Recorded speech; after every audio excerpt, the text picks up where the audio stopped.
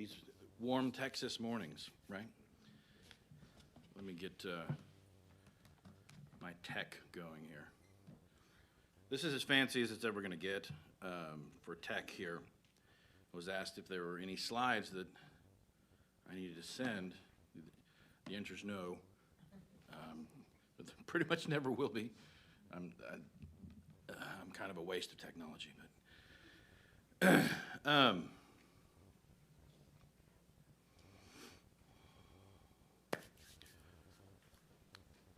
start over. Good morning. I'm really excited to teach this class, and I'm always excited to teach Lewis. I was a little reluctant to do it on a Sunday morning. Thought it might have been a little bit better for a Wednesday evening class, because if you know Lewis, you know that he wasn't exactly a chapter and verse author. So we won't be going through the books, chapter and verse and word and things like that. I sort of describe him as sort of a spiritual philosopher with a heavy dose of logical progression and rationality. Sort of the angle of, if this is true as we understand it, then it follows that this must also be true. And in reading him, I just had a conversation with David about that. You'll read him for line after line after line, and nothing really hits you, and then one line will hit you, and you have to put the book down and go, okay, now I got to rearrange this, and I got to rearrange that. Right, and it's a wonderful journey. This is actually the second time we've done Lewis. The first time we did Lewis was before this wonderful wave of growth came to Van Alstyne. I think we were about 60 to 80 on a Sunday morning. We went through the problem of pain, which is probably my favorite Lewis selection. And I really enjoyed that class. I really enjoyed hearing different perspectives and reactions to why a loving God would allow his people to experience so much pain. Doesn't sound like much of a fun class, but I had a great time. It was awesome. So sort of as a warm-up, why does a loving God allow his people to experience pain? It's a fair question, and it's one that generally keeps people away. So it's one of those questions that we sort of need to have an answer for. Any answers? Why a loving God? It should bring us closer. How? When we need him the most. In those moments, right? Agreed? Anything else?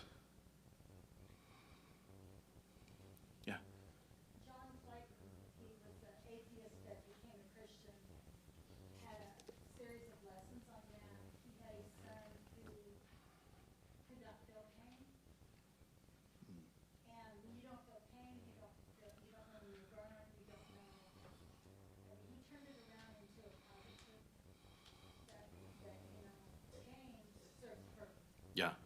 It's interesting you bring up burn, right? If you can't feel pain, you can't tell when you're burning, for one. But isn't heat one of those paradoxes? And Lewis goes into heat and burning and pain. Because at one point in time in the spectrum of heat, it's comfortable, right? You need more of it. The heat is actually a comfort. And some people can take more heat as a comfort than others. But at some point in time, it becomes uncomfortable, and then on to painful, right? But yeah, that's really good. Lewis's idea, a thread that goes through that book, and if you're looking for another one to read, is a fundamental misunderstanding of both words, loving God. A fundamental misunderstanding of the definitions of those terms, loving and God. And we'll actually get into that a little bit today. Who has never read a Lewis book, a C.S. Lewis book? Anyone? I haven't read much of anything. Lance Sullivan, ladies and gentlemen. He'll be here all week. Those of you who didn't have your hand in the air, do you have a favorite? Anyone want to put their favorite out there? Screw tape letters? Okay. The Ishmaels were kind enough to invite Shay and myself to a live performance of that last year. It was amazing, and that was actually Lewis's hardest book to write, which makes sense because the screw tape letters, if you don't know about it, it's a correspondence between an apprentice demon and an elder demon. And the elder demon, and he uses humor wonderfully in this. The elder demon is constantly chastising Wormwood because he's not doing it right. Okay? Here's where you let your patient slip through your fingers. Here's his weakness, right? This is how you exploit it. This is how mankind works with temptation. Now, consider if it took him a year to write that book, you have to go to a place for a year that sits in the middle of the human condition and in the middle of how evil works. And at the end of it, he said it was the darkest time, right, to write that book. But really, really something. Well worth the read. Anything else?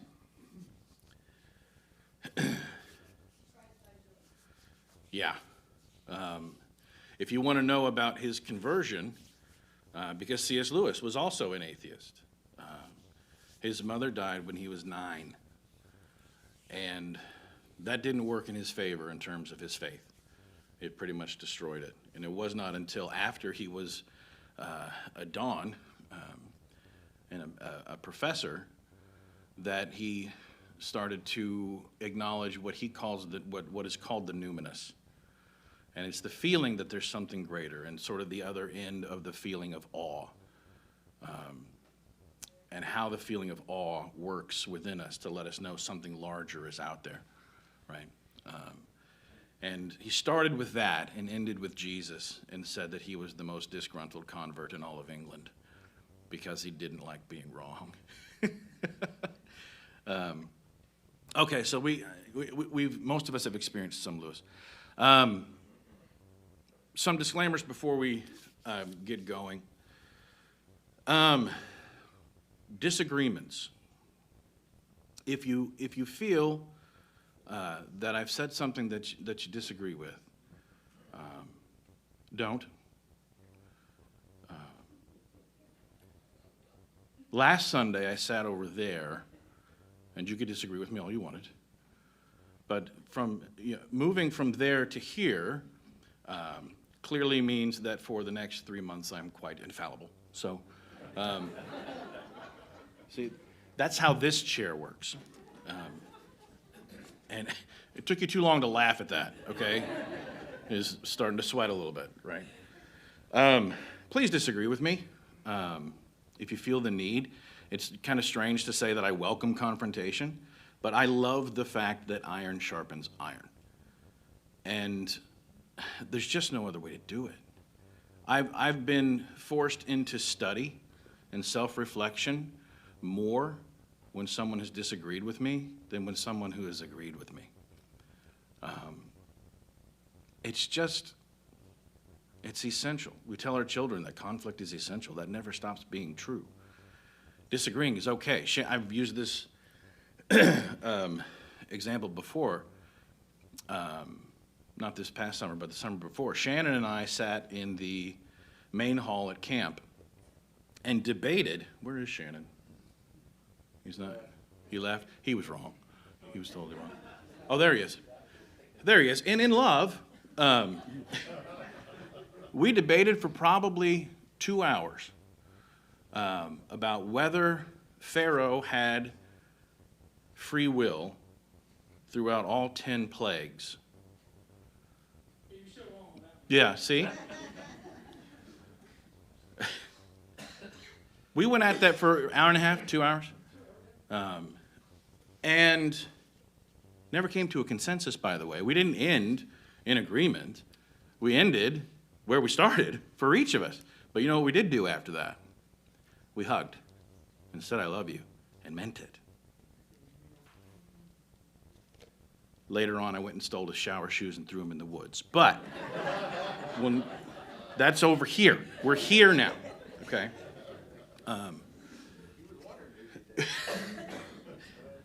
The mystery has been solved. My point in saying that is, will you hold my calls? Thank you. My point in saying that is disagreement, it's okay. We can disagree in love if the love that is extended in disagreement is agape. Because agape removes the self between you and whoever you're debating with or disagreeing with. If you're in the way of that disagreement, that looks like this. I'm going to be right and you're going to be wrong, whether we have to talk for 2 hours or not, like Shannon did. Okay? It's okay to laugh, that was funny. It's the agape form of love that allows us to disagree, talk, study together, and if we don't agree at the other side, we can still say, I love you, because I was never in that conversation. The truth was at the center, and we were both trying to get to it. So I encourage you to do that. You know who was awesome at that at a very young age? Jesus. 12 years old, we know the story. How long was he in Jerusalem without his parents? 3 days, at minimum. And where did they find him?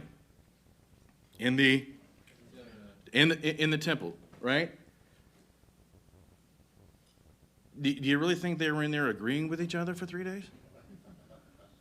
That never happens, okay?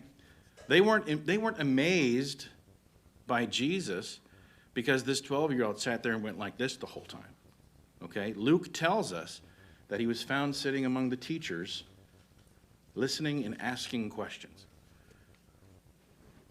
That's an example we can follow. Not to say that any of his examples aren't for us to follow, but disagreement is okay. Second disclaimer that I want to get out. I used to be able to say with perfect utility that there are many in this room who have been who have been Christians longer than I have been alive. Sadly, the math is not making that statement any more clear as years go by, okay? And while I may not be a young man anymore, it is always humbling to look out and see the faces of men and women that I have looked up to for many years. It's grounding. It often makes me feel a little bit unworthy, which I think is a healthy thing. But it's clear to me that many here know way more than I do about the Word of God. So to counter my own joke at the beginning, moving from there to here doesn't change that, okay? And what a gift that is. When you see a congregation that's struggling to survive, you don't see young people. You see all the older folks. That's not the case here. And to see so many faces of those, who know more than I do is a comfort to me. James 3:1. Anyone? Don't look at your phones. James 3:1. Where are my teachers?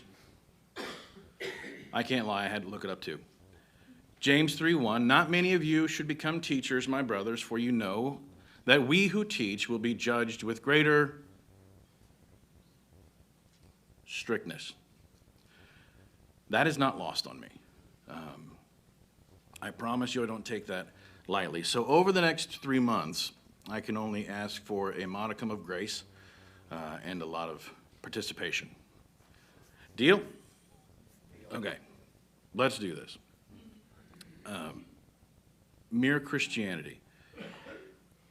If I had to boil down a top 10 list of the most important concepts to Lewis, language and its use would be very near the top of that list. It doesn't take an English teacher, even though an English teacher is telling you this, that words don't just matter.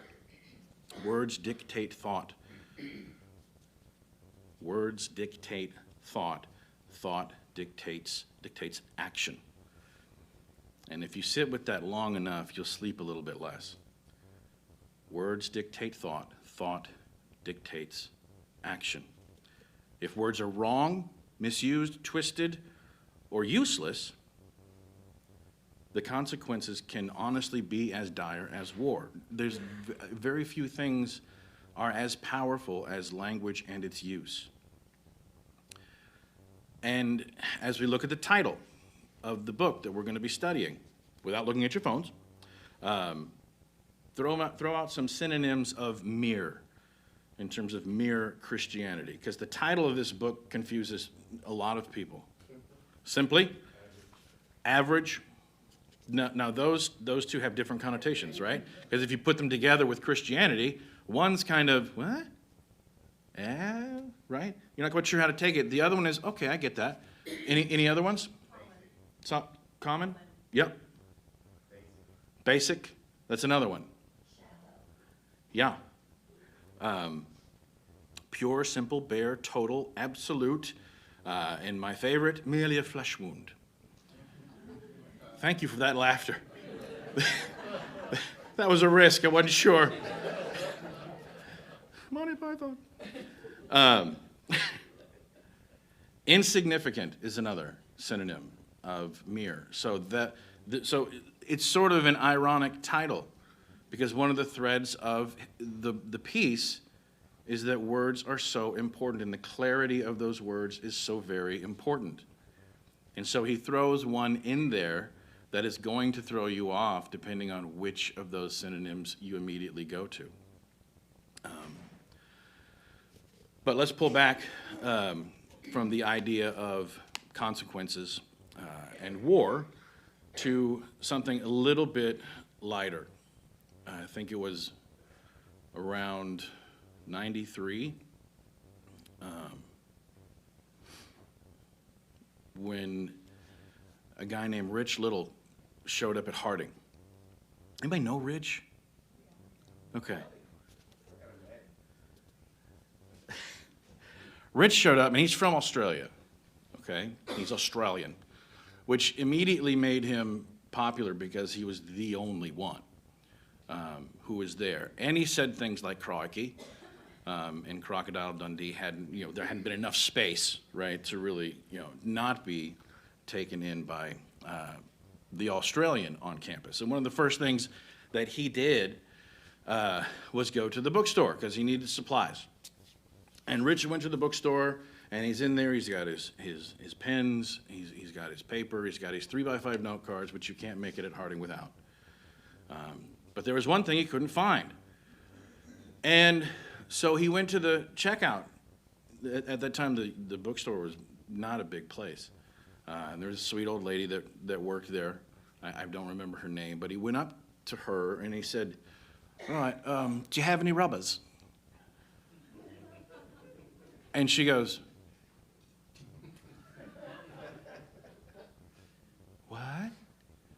Rubbers, do you have any rubbers? And she was like, no. And he returned the look. He was like, what do you mean? What do you mean you don't have any? This is a university bookstore. You don't have any rubbers? She goes, sir, do you know where you are? He's like, yeah, I'm paying for this, right? She goes, well, I just don't think you're in the right place. And he's like, well, you don't sell rubbers, so obviously I have to go somewhere else. And so they kind of went back and forth with this incredulous, do you know what they call rubbers in Australia and in England? It's an eraser. It's an eraser. Okay? This word means this to him. The same word is offensive over here. Now, how disastrous would it have been had he just walked out and they not, met in the middle of had that moment where it's like, oh, eraser, I get it. Right? Now we can communicate, right? Not just communicate, but now we can respect each other like we should, because you didn't mean that. Right? Okay? So the importance of words can't be overstated. Yes, the consequences can be dire. We're going to look at some of that.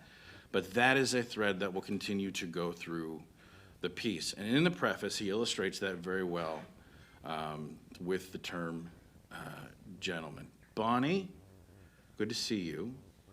you're at Harding, and I remember being at Harding for the first time from the north, so I didn't have any of these qualities, okay? But they should be qualities that you're looking for. So give me one quality of a gentleman that's important to you. Just one.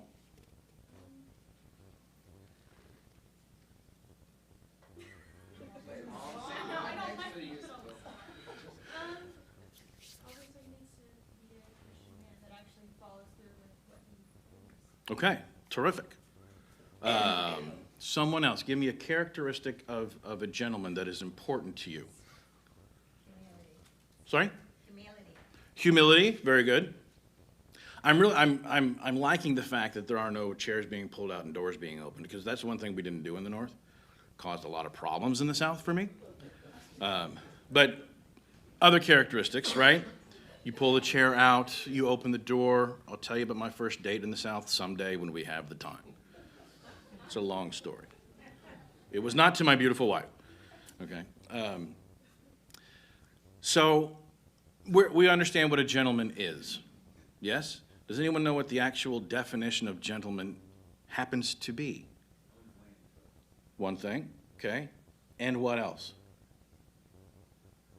Has a coat of arms and owns landed property. Now, what is landed property? Landed property is property with a building on it that makes money for the owner. That's it. That's the definition of gentleman, okay? There's nothing moral about it. It was never a compliment to say to someone, well, you're a gentleman, right? Because it doesn't make any sense. Well, yeah, I inherited that land. Okay. And it was never, here's the more important part, it was never an insult to say to someone that they were not. Well, you're not a gentleman. Well, yeah, I work at the bank. Right? So somewhere along the way, it got to where one side of the equation said, well, the gentleman should be polite, should be this, should be that, right? And if someone is this, that, and the other, then aren't they, in fact, more gentlemanly than someone who has a coat of arms and has landed property? That became the accepted idea of what a gentleman is. It couldn't be further from what a gentleman actually is. Now, again, is that consequential? I don't think so. Okay, but the word gentleman was simply a way of giving information about someone, nothing more. Okay? And it may not be all that consequential for that word. Okay? But I ask you, what has happened to the word Christian? And can we make a connection between what happened to the word gentleman and what has happened to the word Christian and how we use it, and more importantly, how the world uses it? We'll get more into that next week. But I want to look at one more word. Love. John 21. Now, I'm taking this from the King James for a reason. Not just because I like the Elizabethan speech.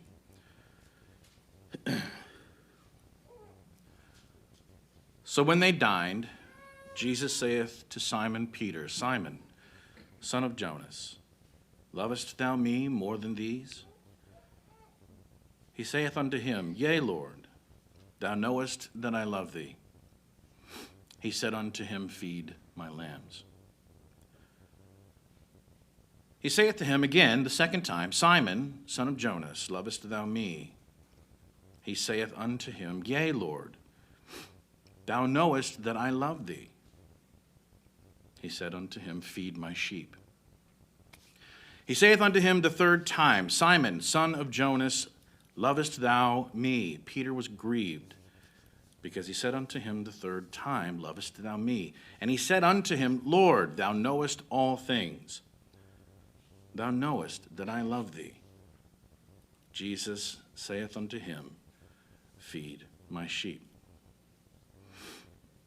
Now, I was far too old in life to learn the reason why Jesus asked him 3 times.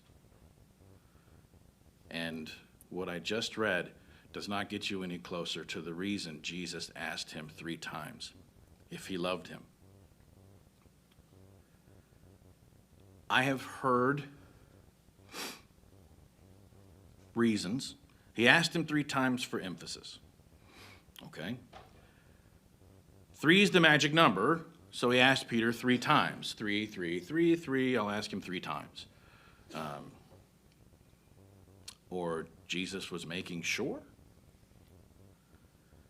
Now, I have heard these ideas and explanations in classes where I've sat and had discussions of why would he ask him 3 times? I don't know. What's the problem? What's the confusion? And I go back to a fundamental misunderstanding of the phrase loving God. Jesus wasn't asking Peter if he loved him and just decided to say it 3 times for emphasis so that Peter would remember to love Jesus. There's 2 different loves being said. The love that Jesus initially asks, and all 3 times asked if Peter has for him, is agape. Peter, do you agape me? What is Peter's reply? With filial love. Peter, do you love me without self being between us? And Peter says, you know I'm your friend. This is after Peter's denial, by the way. It's not before. He wasn't telling him, hey, you're going to deny me in just a little while. Do you love me? This is after. What's the focus of Christ's concern in his questions to Peter? What do you think the focus of his concern is? Is it Peter? It's not Peter. What does he ask Peter to do? Feed my sheep. The focus of his concern is us. Love that song.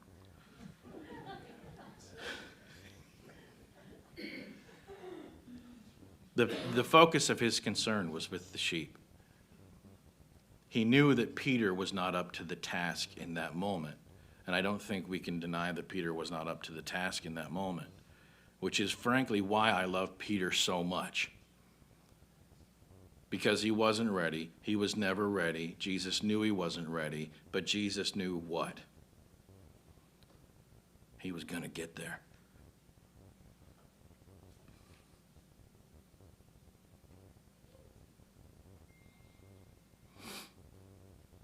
I'll get there too. And the purpose of this village is to make sure we all get there. That's a loving God. Knowing, hey, I'm with you. I've got you. But I know you're not ready. But I'm still with you as long as you choose me. How beautiful is that? Peter wouldn't get it till Pentecost. But once he did, whoa, man. Look out. He became Peter. Ooh, all right. Sorry. With the time that I have left, There's not a whole lot, and I'm sorry there wasn't a ton of participation today. Quarter after, what?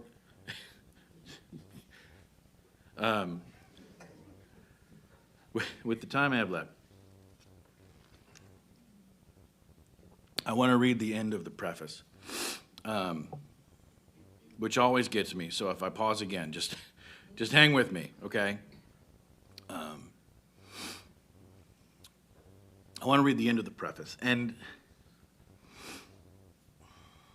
I've been able to use this in casual conversation, and it's a really, really powerful tool to start building relationships.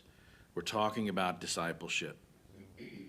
You can't have discipleship without relationship. And you can't have discipleship if you say, well, you go to church over there, so I don't have time for you. We can't do that. I would like to believe that we have left behind the idea that no one but those who've placed membership in the Church of Christ are going to heaven. We all know the wonderful joke, right? The man dies, he goes to heaven, he's going down the hallway, he's with Peter, they go by these rooms, there's people in there jumping over pews and chairs, and Peter's like, who, the guy's, who is that? He goes, that's the charismatics, they're good. So they go down over here, and then over here, you got people in there, they're on their knees, right? They're very pious, well, what's going on in there? And he tells them what that denomination is. And then they go to the next room, and and Peter goes, shh, shh, shh, shh, shh. And they tiptoe past the room. And they go on down the hall. And the guy goes, why did we have to tiptoe past that room? Shh. That's the Church of Christ. They think they're the only ones up here.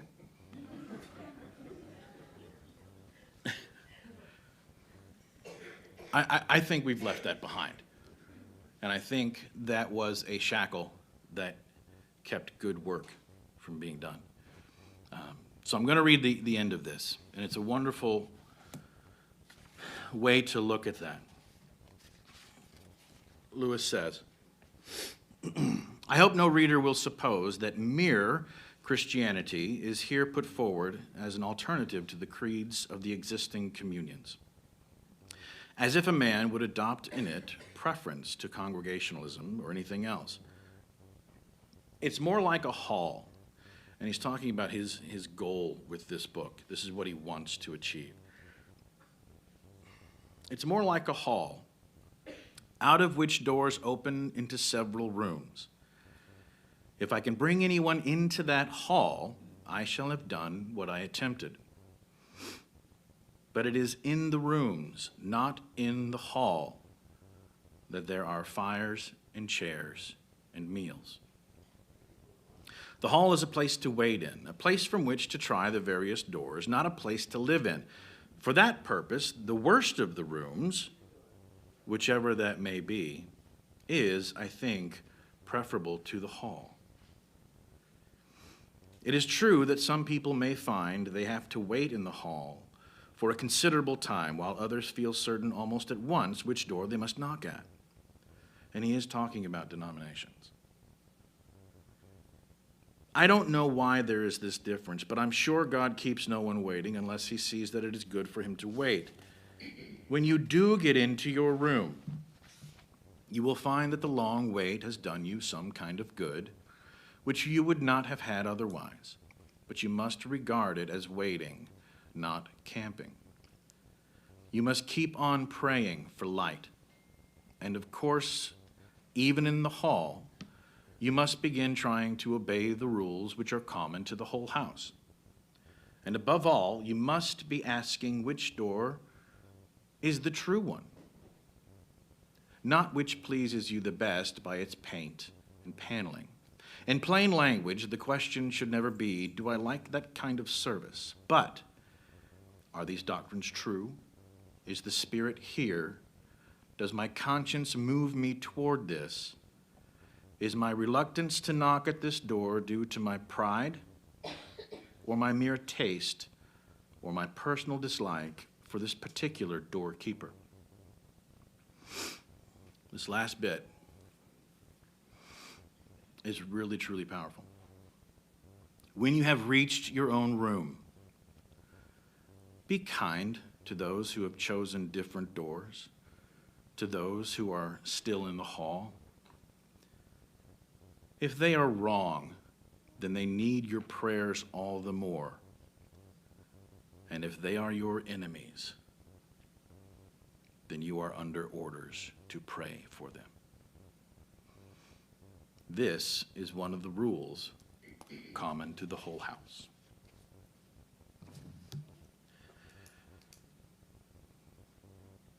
Village. One goal.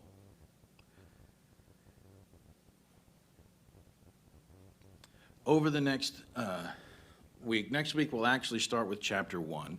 I'm an English teacher, so we started with the preface, sorry. Be thinking, because it is a thread that will go through the piece, be thinking what has happened to the term Christian. What has become of that? Is the term Christian something that is useful to convey information to someone? To give someone, an insight as to who you really are? And in this journey, we must be kind to those who are in the hall. Quite literally, people coming in. So, any comments?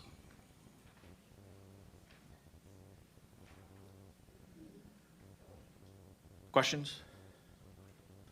Gripes? Concerns? Okay. Let's pray. Father, help us on our journey, not just in this class, but our journey, as we try to mature in you and be ready for the tasks that you give us. I pray that you bless our efforts of discipleship and our love for those around us and for each other. Be with us as we study. The goal of that study is to be closer to you. Be with us in that regard.